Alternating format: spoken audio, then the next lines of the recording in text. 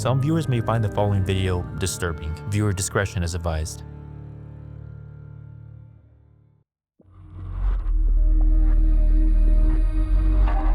During the late 1800s, Whitechapel was a rough, overcrowded part of London, struggling with extreme poverty and high crime rates. People lived in terrible conditions with issues like alcohol abuse and prostitution filling the streets. Then, in the year 1888, things took an even darker turn. Someone started targeting women and killing them in the most gruesome and violent ways possible. The whole city was paralyzed with fear. And what makes things worse is that the police were never able to identify who it was. And with so many theories and a long list of suspects, it became one of the biggest unsolved cases in history.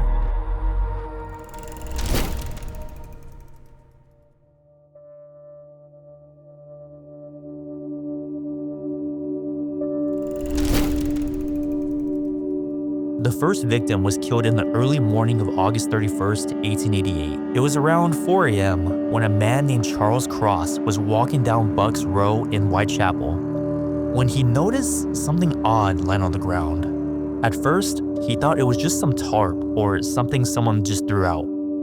But when he took a closer look, his stomach dropped. It wasn't a pile of garbage. It was a woman lying on her back on the floor. But what really hit Charles was the way she looked. Her throat had been slashed so deeply it was nearly severed, and her stomach had been brutally cut open. Shaken, Charles ran to find help, and the police showed up quickly to investigate. Mary Ann's body was still fresh, with signs that she'd been killed no more than 30 minutes before. It wasn't just a simple murder, it was violent and shocking. It made people wonder what kind of person could do something like this. The investigation had only just begun, and already there were more questions than answers.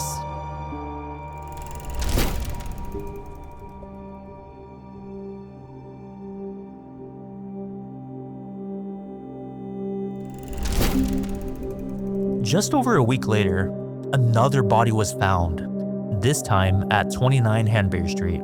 A resident of the building, John Davis, found the body at the back of the building, and again, the scene was so gruesome, it left even the police disturbed.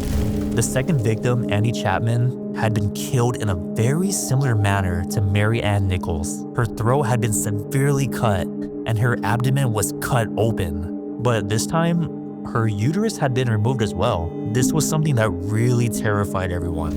The level of precision with which Annie's body had been mutilated was so precise, and the way her organs had been cleanly removed with no unnecessary damage was something an average person couldn't pull off.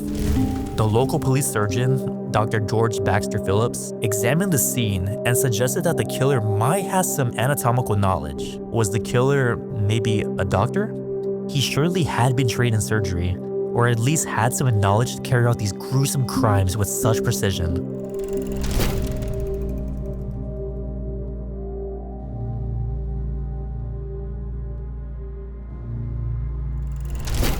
Up until this point, the newspaper agencies had been running wild with theories and speculation, trying to make sense of all the mess. But on September 27, 1888, the Central News Agency received a letter that would change everything. Dear boss, I keep on hearing the police have caught me, but they won't fix me just yet. I have laughed when they look so clever and talk about being on the right track. That joke about Leather Apron gave me real fits. I am down on whores and I shan't quit ripping them till I do get buckled. Grand work the last job was. I gave the lady no time to squeal. How can they catch me now? I love my work and want to start again. You will soon hear of me with my funny little games. I saved some of the proper red stuff in a ginger beer bottle over the last job to write with, but it went thick, like glue, and I can't use it. Red ink is fit enough, I hope. The next job I do, I shall clip the lady's ears off and send to the police officers, just for jolly, wouldn't you? Keep this letter back till I do a bit more work. Then give it out straight. My knife's so nice and sharp, I want to get to work right away if I get a chance. Good luck. Yours truly, Jack the Ripper. Don't mind me giving the trade name. P.S. Wasn't good enough to post this before I got all the red ink off my hands. Curse it, no luck yet. They say I'm a doctor now. Ha ha ha. This letter wouldn't be released to the public until October 1st, and many believe it was a hoax, possibly written by a journalist trying to fuel up the media craze. But regardless of its authenticity, the killer finally had a name.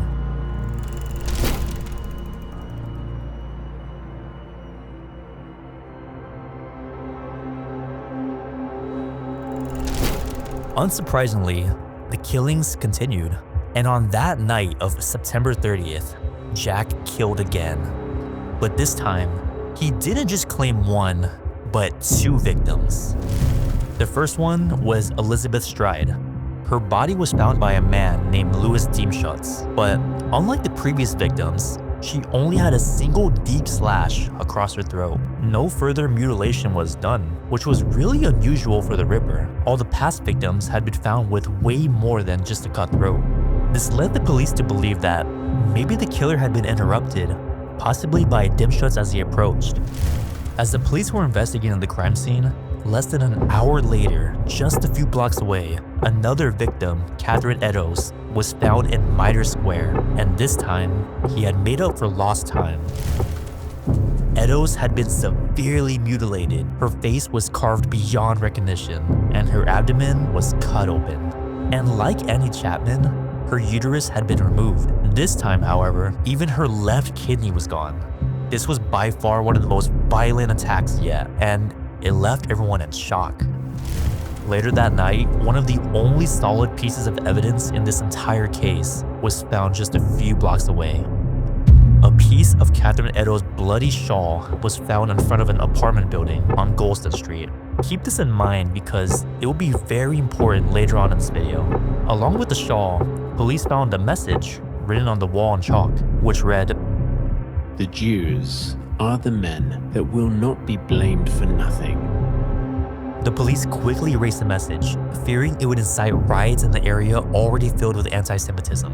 But this clue, and the fact that the shawl was found east of Eddowes' murder site in the direction of the Stride crime scene, meant that the Ripper was so confident that he walked right back into the area filled with police. This led people to believing that he had to be a local to the area that knew the back streets well enough to move around undetected.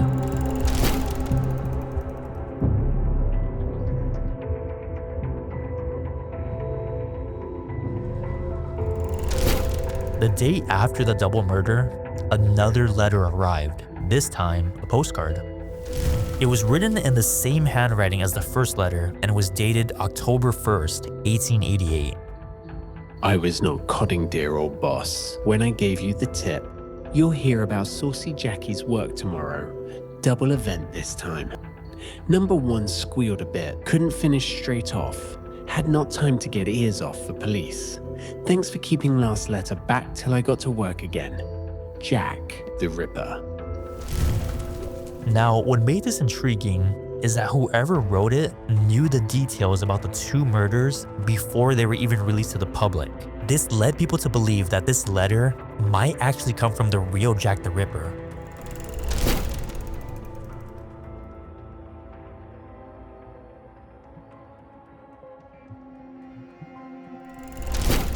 A couple of weeks later came the most disturbing message yet. George Lust, the head of the Mile End Vigilance Committee, a group of local businessmen committed to assisting the police, received a small package. Inside was a letter with two chilling words at the top, "From hell." Beneath it was half of a human kidney. "Mr. Lusk, sir, I send you half the kidney I took from one woman. Preserved it for you. The other piece I fried and ate it. Was very nice. I may send you the bloody knife that took it out if you only wait a while longer. Catch me when you can, Mr. Lusk." The kidney was believed to belong to Catherine Eddowes, but later, it was dismissed as a possible prank by a medical student. There's no way to tell for sure, but if it was a prank, it had to be one of the cruelest ones possible.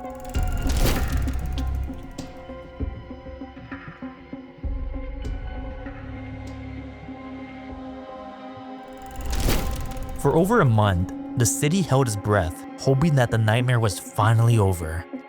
But on November 9th, the Ripper made another gruesome attack. Mary Jane Kelly was found at 13th Miller's Court. Unlike the other victims though, she wasn't killed on the street. She was murdered in her own bed. And without the fear of being interrupted, the Ripper took his time. Her body was mutilated beyond recognition. She had been disemboweled, her organs scattered across the room, and her skin was nearly flayed off completely. It was an act of pure cruelty. Even the landlord's assistant who discovered the body was left shaken. He said, "It looked more like the work of a devil than of a man."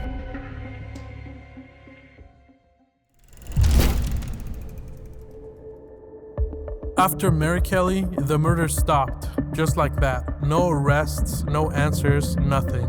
Jack had vanished into thin air, but that just created even more fear amongst the community. People felt unsafe knowing that he was still out there and could strike again at any moment. So over the years, countless theories have popped up, with some claiming he might have killed up to 11 women, not just the canonical 5 we talked about, but that's just speculation. And despite the brutality of his crimes, people who saw him said he just seemed normal, just like any other man walking down the street. So, with all that in mind, let's go over just a few of the most compelling suspects. First, we have Montague John Druitt. Now, he might not seem like the most obvious choice at first, but this theory has some very interesting details that are worth discussing. Druitt was a regular man who worked as a barrister, but what makes him an interesting suspect though is his connections to medicine. While he wasn't a doctor himself, he had an interest in medical surgery and had family members in the field. His uncle and cousin were both doctors, and at the time of the murders, he was living with his cousin who worked as a doctor near Whitechapel, which could explain how he could have learned some medical procedures, something that many theorists believe Jack the Ripper had due to the precision of the killings. Another reason why he's a common suspect is his mental health struggles. Weeks before the first victim, Druitt's mother experienced a mental breakdown and was sent to a mental institution. Shortly after that, Druitt wrote a letter where he said that he feared he was also going insane.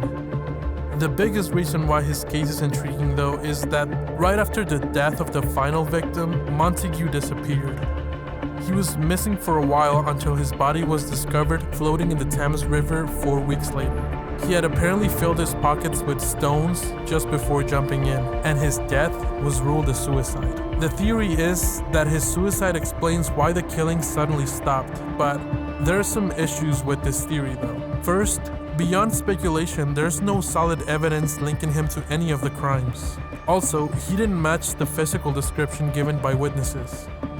While the descriptions of the Ripper are very inconsistent, he was often described to be of average height, somewhat heavy, and with a mustache. Druitt, on the other hand, was a bit taller, with a more athletic build, and was clean-shaven. Then there were also a few reports of Druitt being in other parts of England at the time, but of course, there's no way of knowing this for sure.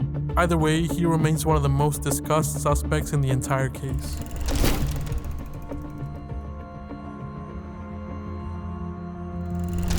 Now, this theory comes straight from Patricia Cornwell, a famous crime novelist very committed to proving that Sickert was Jack the Ripper. She even spent over £2 million buying his paintings and letters to try to find evidence to link him to the case.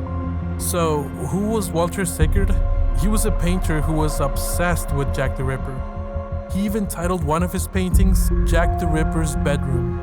And if that wasn't weird enough, Cornwell also theorizes that some of his paintings even depict some of the crime scenes. Now, can that just be a coincidence? Maybe, but it doesn't stop there. There are also reports that Sickert used to dress up as Jack the Ripper just for fun. That, combined with his disturbing artwork, gave Cornwell enough reason to believe that it was more than just a fascination with the case. Now, her strongest piece of evidence comes from forensic paper analysis.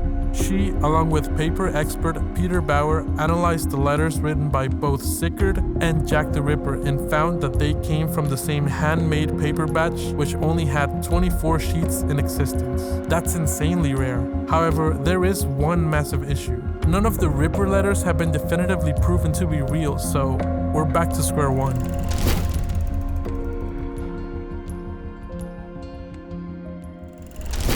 This theory takes us way outside Whitechapel to Liverpool. James Maybrick was a successful cotton merchant who lived in a fancy estate called the Battlecrease House. And right away this seems out of place because most people believe Jack the Ripper was a Whitechapel local and wasn't someone upper class. So why is Maybrick on this list? Well, in 1992, a scrap metal dealer named Mike Barrett claimed he had found an old diary that contained this confession. I give my name that all know of me. So history do tell, what love can do to a gentleman born.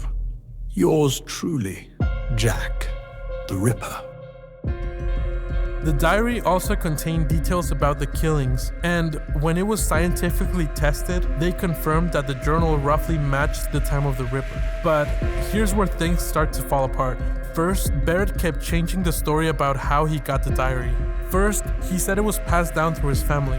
Then, he said a friend had found it beneath the floorboards of the Battlecrease house, but gave it to him just because he knew that Barrett wanted to become an author. Then, after all of that, he flat out confessed that he and his wife had faked the entire thing. But then, to make things even more confusing, he retracted that confession, claiming he only had said it because he was going through a divorce and didn't want the publicity. So, the whole thing is a mess. About a year later, though, another piece of evidence suddenly surfaced. A gold pocket watch engraved with the initials J. Maybrick and the words I am Jack, along with all 5 of the Ripper's canonical victims scratched inside. The man who bought it, Albert Johnson, said he only noticed the markings after purchasing it from a jewelry shop. Forensic tests were done and they confirmed that the scratches were old, but of course, they couldn't prove if they were authentic or not. So the fact that Maybrick lived far from Whitechapel and that the whole deal with his supposed diary was a mess makes this whole theory hard to believe. But you can definitely say that Maybrick has some strange connections to the case.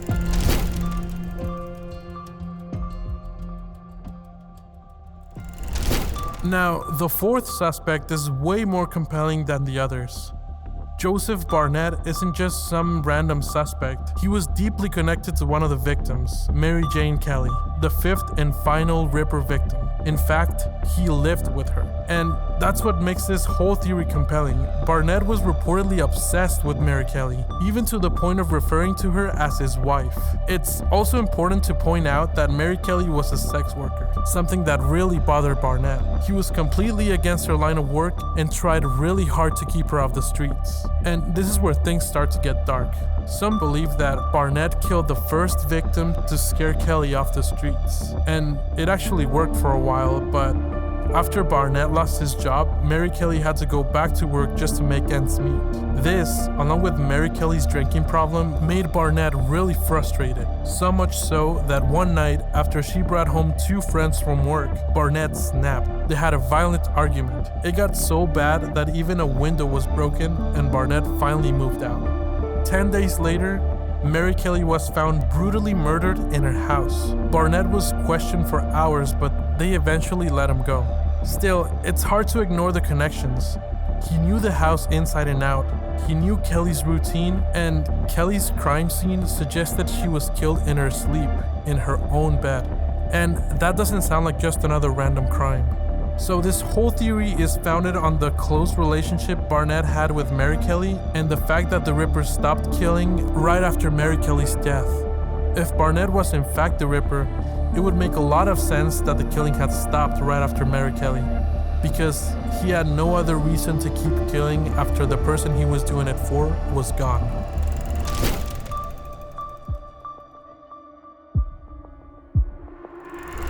Aaron Kosminski is one of the most controversial suspects in the whole case. he struggled with mental health issues and was known to be violent, mostly toward women. He also suffered from delusions and paranoia, and his mental state deteriorated so much that around 3 years after the Ripper murders, he was committed to a mental institution. And this all seemed to fit the whole profile of someone who could be the Ripper. Plus, some witnesses claimed his appearance matched the descriptions given on the night of the double event, when Elizabeth Stride and Catherine Eddowes were killed.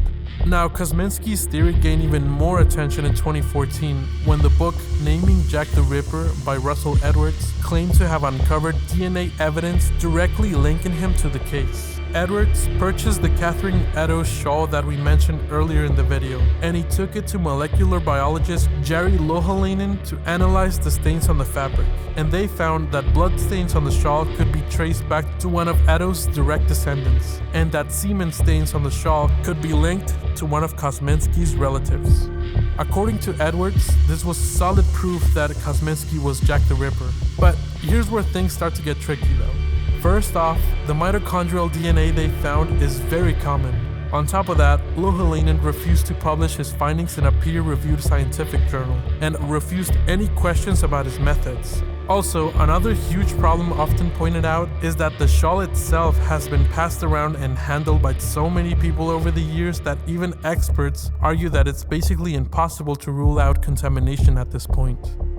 So, while the idea of DNA evidence tying Kosminski to the case sounds compelling, there's just so much uncertainty around it. And despite all of that though, Kosminski is still one of the most talked about suspects in the entire case. But unless new, stronger evidence comes to light, we're still left with the same uncertainty. So, it's always the same story with the Jack the Ripper case. The more evidence or theories that come up, the more questions that are raised as well. So, in the end, like always, the mystery remains. But that's part of what keeps the whole case interesting, isn't it? It's been over 135 years and we're still debating who did it, whether it's Kosminski, someone else entirely, or we didn't even get to the Jill the Ripper theory. Nevertheless, the mystery isn't going anywhere anytime soon. Every new theory or piece of evidence only adds to the intrigue, and maybe that's what makes it all so interesting. The fact that we'll probably never get a definitive answer, but who knows? So, what do you think? Do you believe the Ripper is one of the suspects we discussed in the video? Do you think it's someone else we didn't cover? Or maybe you have your own theory? Either way, let us know in the comments what you think. And if you enjoyed the video, please be sure to like and subscribe for more videos like this. And we'll see you on the next one.